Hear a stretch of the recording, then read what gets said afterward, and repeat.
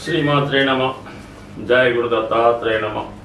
ఈ వీడియోలో మనం ఫిబ్రవరి 16 నుంచి 22 మధ్యలో జరగబోయే వార ఫలాలు మేషరాశి వారికి ఏ విధంగా ఉంటాయి అని పరిశీలించినప్పుడు, మరి ఈ రాశి వారికి కుజుడు అత్యంత బలవంతుడై తృతీయ స్థాన సంచారం వల్ల చేపట్టిన ప్రతి కార్యక్రమంలో ఎవరి సహకారం లేకుండా పూర్తిగా విజయం సాధించే అవకాశం ఉన్నది.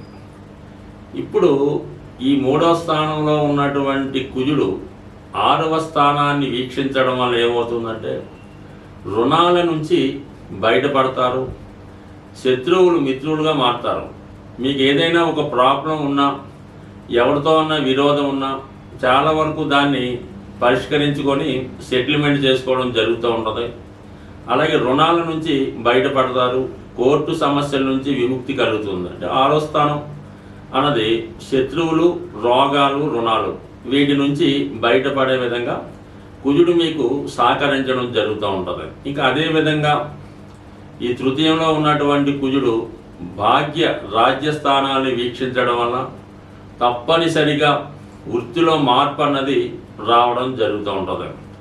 సడన్గా వృత్తిరీత్యా ప్రయాణాలు చేయవలసి రావడం కానీ, లేదా మీరు చాలా కాలంగా వేరే ప్రాంతంలో ఏదైనా దూర ప్రాంతంలో ఉద్యోగ ప్రయత్నాలు చేస్తుంటే అవి ఈ సమయంలో మీకు అందుబాటులోకి వచ్చి అవి ఒక కొలిక్కి వచ్చే అవకాశం ఉంది. మరి ఈ కారణం వల్ల మీరు వృత్తిరీత్యా దూర ప్రాంత ప్రయాణం చేస్తారు, వృత్తిలో మార్పు వస్తుంది. కొంతమందికి అనూహ్యంగా వృత్తిలో హోదా పెరగడం వల్ల ఉన్న వృత్తినే కంటిన్యూ చేస్తూ ఇంకా దాన్ని సమర్థవంతంగా నిర్వహించే ప్రయత్నం జరుగుతూ ఉంటుంది. ఈ కుజుడు ఎక్కువగా మార్కెటింగ్ రంగంలో ఉన్న వాళ్ళకి, అలాగే రియల్ ఎస్టేట్ రంగంలో ఉన్న వాళ్ళకి, ఇండిపెండెంట్గా ధైర్య సాహసాలతో ఎవరి సహకారం లేకుండా చేస్తున్న అందరికీ కూడా ఈ కుజుడి యొక్క బలం మీకు సంపూర్ణంగా అనుగ్రహించడం జరుగుతూ ఉంటుంది. ఇక గురువు యొక్క బలం కూడా పెరగడం జరిగింది. ధనస్థానంలో ఉన్నటువంటి గురువు చాలా వరకు మిమ్మల్ని ఆర్థిక పరంగా సమయానికి తగిన ధన సహకారం లభిస్తుంది. మీ యొక్క ప్రయత్నానికి మీ కుటుంబ సభ్యులు సంపూర్ణంగా సహకరిస్తారు. ఇదే సమయంలో మీరు కుటుంబం యొక్క బాధ్యత తీసుకొని ఆ కుటుంబ సభ్యుల యొక్క సమస్యల్ని పరిష్కరించడం జరుగుతూ ఉంటుంది. ఇదే టైంలో కొంతమంది ఏంటంటే అటు కుటుంబ సమేతంగా ఏదైనా ఒక విహారయాత్ర కానీ, పుణ్యక్షేత్రాన్ని కానీ దర్శించడం జరుగుతుంది.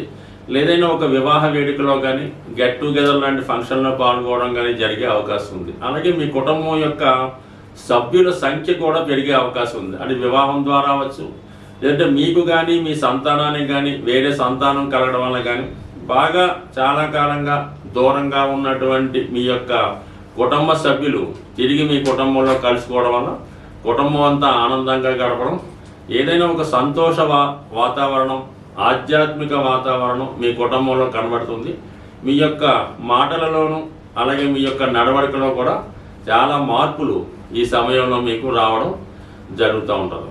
ఇవన్నీ అనుకూలంగా ఉన్నప్పటికీ కూడా చాలా వరకు మీరు ఏదైనా ఈ స్పెక్యులేషను, షేర్ మార్కెట్, లేదంటే ఎవరికైనా ఈ ఇన్వెస్ట్మెంట్ విషయంలో సలహాలు ఇచ్చినప్పుడు చాలా జాగ్రత్తగా సలహా ఇవ్వవలసి ఉంటుంది.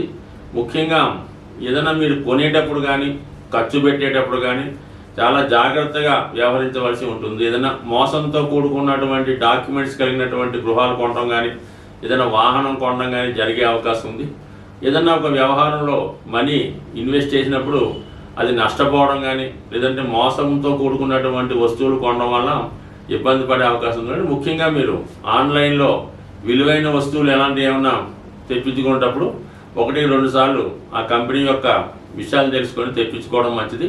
అలాగే మీరు ఏదైనా డాక్యుమెంట్ సైన్ చేసినా, ఎవరికైనా షూరిటీ ఇచ్చినా అది నమ్మకంగా చాలా జాగ్రత్తగా షూరిటీ కానీ సంతకం కానీ పెట్టాలి తప్ప తొందరపడి ఎటువంటి సైన్ చేసినా కూడా తర్వాత అది మీ యొక్క మెడకి చుట్టుకొని చాలా వరకు 1కి 10 రెట్లు నష్టపోవడం కూడా జరిగే అవకాశం ఉంది. కాబట్టి చాలా జాగ్రత్తగా వ్యవహరించండి. ఈ సమయంలో మీరు అటు దగ్గర వాళ్ళని కానీ, మిత్రులను కానీ, అలాగే ఆన్లైన్లో పరిచయం వాళ్ళతో కూడా జాగ్రత్తగా వ్యవహరించడం మంచిది. స్వస్తి. సాధారణంగా గ్రహస్థితి మనకి అనుకూలించినప్పుడు, గ్రహాల స్థితి బాగలేకుండా ఇబ్బందులు పడుతున్నప్పుడు ఏ ఒక్క గ్రహం గురించో మనకి ఈ ఇబ్బందులు వస్తున్నాయి అనుకోకుండా సుమారుగా అన్ని గ్రహాల ప్రభావం నుంచి బయటపడడానికి సాధారణంగా కొన్ని మంచి కార్యక్రమాలు చేయడానికి మన పెద్దవాళ్ళు నిర్ణయించడం జరుగుతూ ఉంటుంది అన్నమాట. కామన్గా ఏమవుతారంటే ఇది ఏలినాటి శని జరుగుతుంది, కేవలం ఆ శివాలయంలో నవగ్రహాల దగ్గరికి వెళ్ళడం, ఆ శని భగవాన్ని ఏదో కొద్దిగా అభిషేకం ఏదో చేసి రావడం జరుగుతుంటుంది. ఎప్పుడన్నా సరే మీరు 9 గ్రహాలని సమానంగా పూజించి పర్టికులర్గా ఒక గ్రహం ఇబ్బంది అంటే పెళ్ళి అవ్వడం లేదు పూజ భగవానుడు, ఉద్యోగం రావట్లేదు శని భగవానుడు, ఆరోగ్యం సరిగ్గా లేదు సూర్య భగవానుడు, ఈ విధంగా గ్రహాలకి మీరు విధి విధానంగా పూజ చేస్తూ మిగతా 9 గ్రహాలకు కూడా తగు విధంగా ఉపచారాలు చేసినప్పుడు మాత్రమే ఆ గ్రహ ఫలితం రావడం జరుగుతుంది. ఏ ఒక్క గ్రహాన్ని నెగ్లెక్ట్ చేసినా కూడా మిగతా గ్రహాల ప్రభావం ఖచ్చితంగా మీ మీద పడుతుంది. కాబట్టి వీటన్నిటికీ బదులుగా ప్రతి నెల కొన్ని పండగ లాంటివి రావడం జరుగుతూ ఉంటుంది. అందులో మాస శివరాత్రి, ఏకాదశి, సంకష్టాల చతుర్థి మొదలగునవి వస్తుంటాయి.